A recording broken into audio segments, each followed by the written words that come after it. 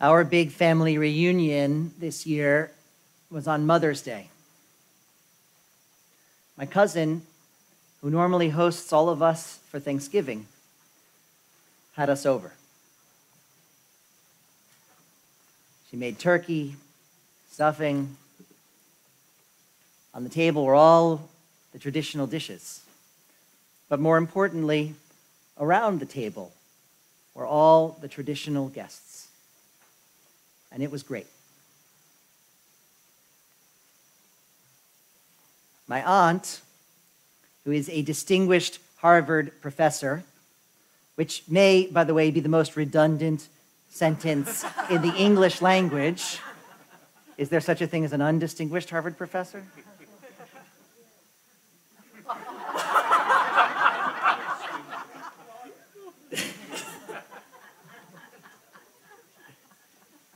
My aunt described some research she was doing, and she excitedly told me that she had come across an Isaac Bashevis Singer story about a man named Reb Falek.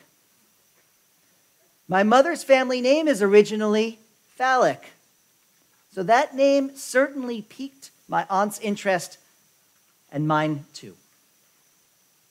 I want to share the story with you. Reb Falek was a wealthy man.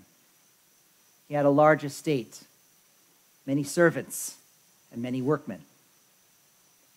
But he was also a widower, and his children had moved off to the big cities, and so he was lonely. One day, an itinerant storyteller named Naphtali happened by the estate. Naphtali found himself entranced, looking at a stately, ancient oak tree. And it was there, staring at the oak, that Reb Falek happened upon Naphtali. Reb Falek took note of Naphtali's love of this tree, and also of Naphtali's weary countenance, tired from years of traveling from place to place. Reb Falek offered to build Naphtali a house right next to the tree, a beautiful house with a library for collecting stories and a printing press for publishing new ones. Naphtali, the storyteller, could hardly believe his good fortune. "Why are you doing all of this for me?" Naphtali asks. Reb Falek says, "What is life after all? The future isn't here yet, and you cannot foresee what it will bring. The present is only a moment, and the past is all one long story. Those who don't tell stories and don't hear stories live only for this moment, and that isn't enough. We'll be friends, and we'll tell each other lots of stories."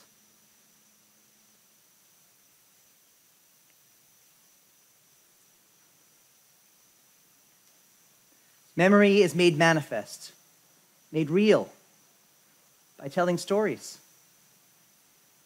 What else do we have? What else do we carry of those we loved? A trinket or a keepsake here or there, a photo in a frame. But the real gems are the stories.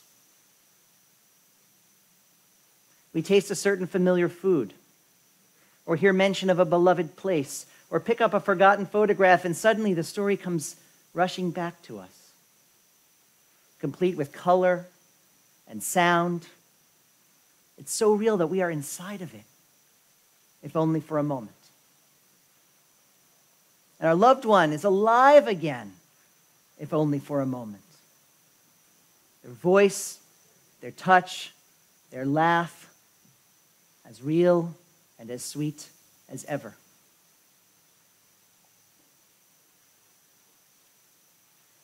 On this day of memory, in this afternoon sunlight, I invite you to reflect for a moment on each person whose memory you cherish today.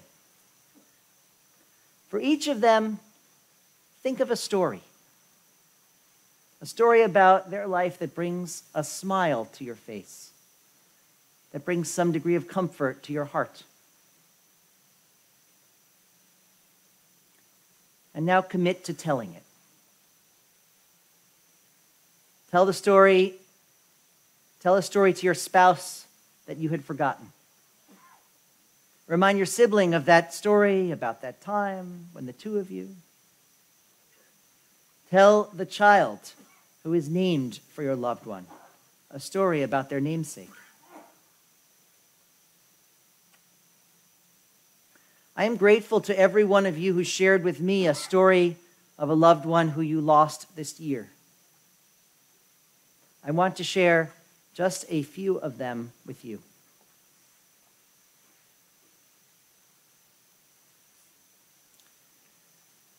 Iris's son told me that despite his mother's advancing cancer, she was determined to go to her niece's wedding.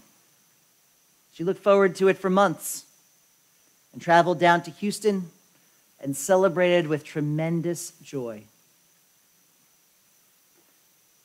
And immediately after the celebration, she didn't feel well. She had to go to the hospital and sadly never made it out.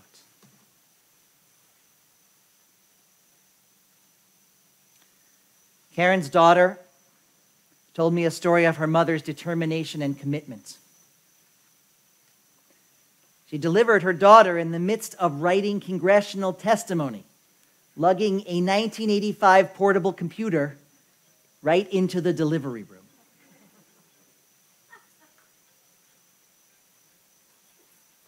Ted's family told me the story of how proud Ted was of his role in the burgeoning American wine industry, and, more importantly, of how he took such wonderful care of his daughter during her tragic, fatal illness.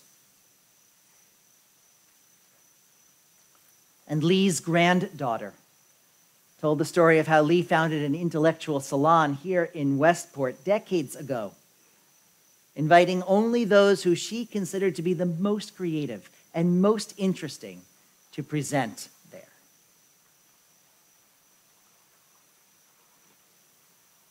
These stories of those whom we have loved and lost, and others yet to be told, are what keep us going, what keep us putting one foot in front of the other. Indeed, our people's most sacred treasure, our Torah, is a scroll full of stories. When you think about it, the Torah is really just the story of how our communal grandfather and our communal grandmother met, moved to a new place, started a career, had children who quarreled from time to time. The family lived abroad for a while, went through a tough period, and finally came home. That's the story of our earliest generations, of Abraham and Sarah, of Isaac and Rebekah, of Jacob, Rachel, and Leah.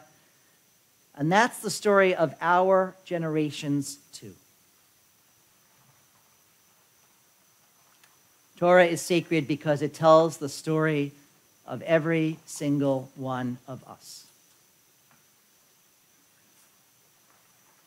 And even on this day, as the sunlight of Yom Kippur begins to fade, we somehow have a sense that we ourselves are but stories being written day by day. Stories that someone, somewhere, will tell, long, long after we ourselves are gone.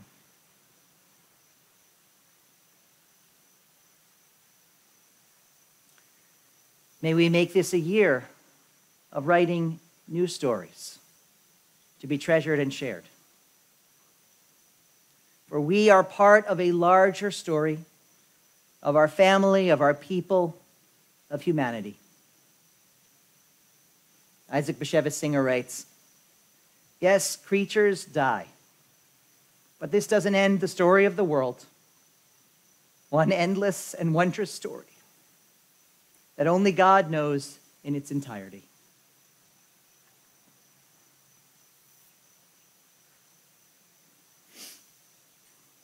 As Reb Falak says, the past is one long story. So let's be friends, and let's tell each other lots of stories. Ken Yehi Ratzon. May it be so.